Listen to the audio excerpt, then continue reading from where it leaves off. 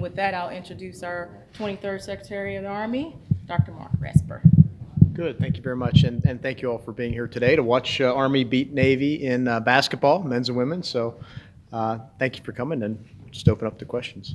Dr. Esper, you come from a background, graduate of West Point, service in the Army, a lot of time on Capitol Hill in Washington, and then coming out of Raytheon. How do all those experiences prepare you for serving as Secretary of the Army? You know, I think they all serve me well, given the responsibilities I have as Secretary of the Army. First of all, I think the foundation that I bring to the job as a graduate, of course, 21 years of service, 10 years of active duty, 11 years Guard and Reserve. So I have a good understanding of all three components of the U.S. military. When you look at my background on Capitol Hill in both the House and Senate, I think I bring to an understanding of what Congress expects, relationship, the challenges the military faces. And of course, as you said, with regard to my industry background, I think it provides me a basis from which I can understand the challenges the Army faces with regard to acquisition and what industry sees as well, and will help me as we modernize the Army acquisition system to ensure we can provide soldiers the tools and equipment they need when they need it. And sir, we talk to soldiers and leadership in the Army, and the one thing they consistently say is they need to be able to plan their budgets and they need more training time. What are those kind of key priorities that you see? It's key for them. It's key for me is to have a sustained, predictable budget that I can plan off of, that we can schedule training, that we can recruit soldiers with, that I can purchase munitions with, that I can initiate programs. All those things are critical. And if there's one thing that Secretary Mattis, I, and my fellow service secretaries have asked for, and that is a sustained, predictable budget passed in regular order at the beginning of the fiscal year, and that we not have any more continuing resolutions and certainly government shutdowns. So you're pleased with the fact that the budget's just been adopted?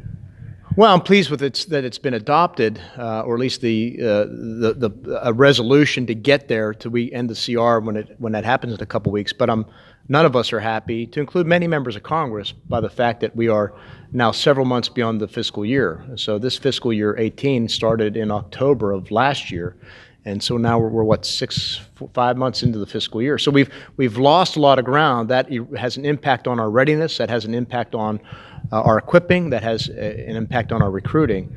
So yes, I'm pleased that the end is in sight, and that we'll have a 2-year deal, which is important. But even with the 2-year deal, we still need to see the funding at the beginning of the fiscal year, so that we could do that planning, that type of training that is critical to ensuring readiness. And sir, you spoke about readiness. Can you tell us what role do you see the cadets here playing in the future in reference to readiness in the Army?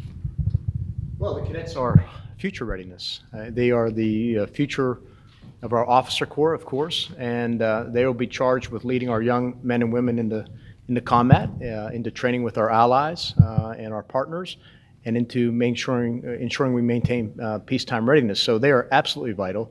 And as I said, they will be, down the road, they will be the future majors, colonels, generals that will lead our Army into the future. So they're vital. That's one of the reasons why I'm here, is to get a good sense of what the state of training is at the Academy with regard to academic development, military development, character development, and physical fitness. And I'm very pleased with what I've seen so far, and happy with the path ahead.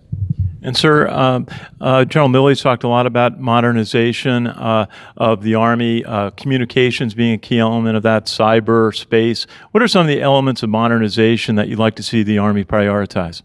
Well, we've outlined 6 readiness priorities that will guide us into the future. They are based on a number of studies, experiences that we've seen countries like Ukraine have vis-a-vis the Russians in that part of the world, and what we anticipate the Russians and the Chinese may be doing in the future. So consistent with the National Defense Strategy.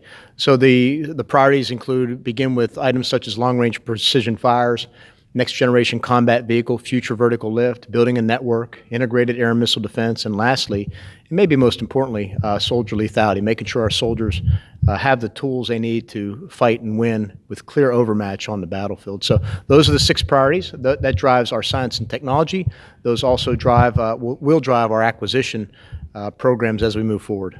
And sir, the Army is going to have a chance to increase in size, and you draw officers from here and from ROTC and OCS, and you draw new soldiers into basic training. What are some of the elements that you'd like to see all those young leaders and soldiers prioritize when they join the Army? Well, that's a good question. I think first and foremost, for the entire Army, our soldiers must be fit. Physical fitness is the foundation of being a ready soldier, of being lethal and effective on the battlefield. So if I had to pick one thing, it would be physical fitness. And Mr. Secretary, the sexual assault report that just came out, your reaction to that? Well, believe it or not, it's a good news story. It's always good when we see reporting of sexual incidents. What it tells me is that our cadets are comfortable with reporting. They feel that the chain of command is listening to them. And that type of reporting enables us to either treat them as victims as they want, and to prosecute those who are the possible alleged assailants. So the reporting is good. I think the more reporting, the better. I think it shows confidence in the system and confidence in the chain of command. And I actually hope we see more reporting. That'll help us drive down the rates of incidents as well. So the fact that more people have reported cases is a good thing because they're coming forward. Oh, absolutely. I mean, I think a lot of studies will tell you that most cases are not reported. So whenever you see the numbers going up, that tells you that there is increased confidence in the system, and that their concerns will be addressed, and that they will be treated fairly, and it'll be acted upon by the chain of command. So what we strive for is increased reporting and 100% accountability at the end of the day. And sir, why should high school students consider signing up for the U.S. Army or consider West Point or ROTC? What would you say? Why should our young Americans sign up for the U.S. Army? Because the Army is a great place to be. It's the one institution that, along with our sister services, that holds the greatest trust among the American people.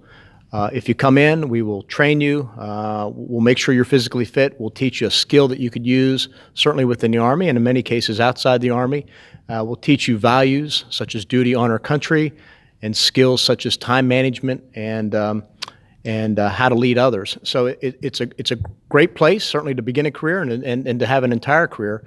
And I think the proof positive of graduates of the military academy, graduates of some of our ROTC universities, and certainly many soldiers who have dignified themselves in service to the country are proof positive of all that. And so there are Army soldiers all around the world today as we speak, West Point grads, so many soldiers and officers. When you think of the job that they're doing representing the United States all around the world, what do you think of those members of the U.S. Army? Well, they're great Americans. Our country asks a lot of them, and they perform beyond our expectations, and oftentimes go unrecognized. And so I would just tell them, thank you for your service. Thank you for your dedication to our country. Continue to train hard, and the nation is behind you. Are you concerned about the war of words going on between North Korea and our commander-in-chief? I trust in the diplomacy of our State Department to handle that situation and others as they best see fit. Our job is to remain prepared and to ensure that all options remain on the table for our diplomats, and we strengthen their hand.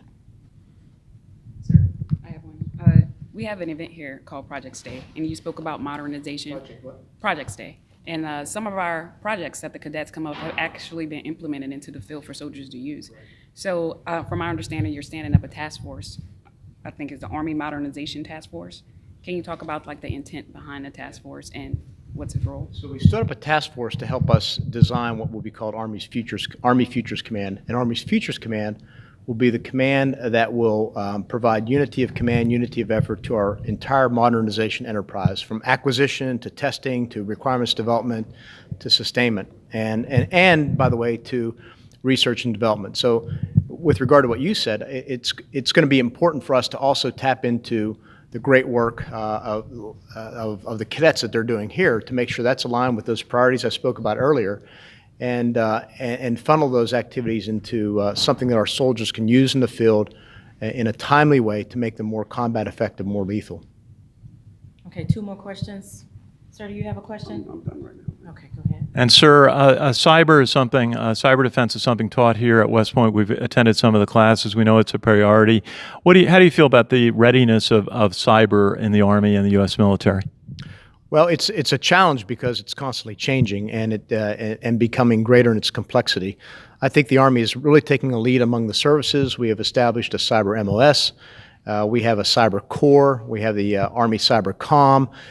So we are doing a lot of great work in all these areas. We have Army cyber teams that will be deploying or are deployed. So we're doing a lot of work in this area. It's something we got to keep pushing forward on. And the key part of that is making sure we attract the right talent that will enable everything we need to do on the modern battlefield. And sir, there are millions of U.S. Army veterans out there supporting the U.S. Army. How important is that veterans who have served in the past serve today's U.S. Army members? Oh, it's absolutely critical. I mean, our veterans tell the best story about what service to the country means and what service means to them personally and to their communities. And at a time when we see fewer veterans out there and our service members more isolated from the broader civilian community, I look to the veterans to really tell the story to the American people about what benefits there are from serving their country in the military and what good it does to them personally and professionally. So the more veterans could do that, to go out there and tell the story about their service, to tell parents and teachers and pastors and other influencers, all the more better for our Army and our country. Sir, if you, this concludes our media roundtable, unless you have some closing comments in reference to your overall trip here. Well, I would just say that overall, I came up here in what's my first 90 days on the job as Secretary of the Army. In my previous 8 weeks now, I've been going out to reacquaint myself with the Army to gauge the readiness of our forces. So I've been everywhere from Fort Bragg and Fort Irwin to Korea to Kandahar and Kabul to Europe last week. And so I wanted to come here to take a first assessment of where the Academy is with regard to developing an important cohort of our future leaders. And again, I'm very pleased with what I've seen. A lot of great effort going into military development, academics, character development, physical fitness, all trending in the right direction. It's a wonderful institution, and I intend to take the lessons learned here, build upon it, and as I go around the Army to visit other great sources of our commissioning, such as ROTC and OCS, to make the similar assessments and make sure we're producing the right quality and type of officer for the future needs of the Army.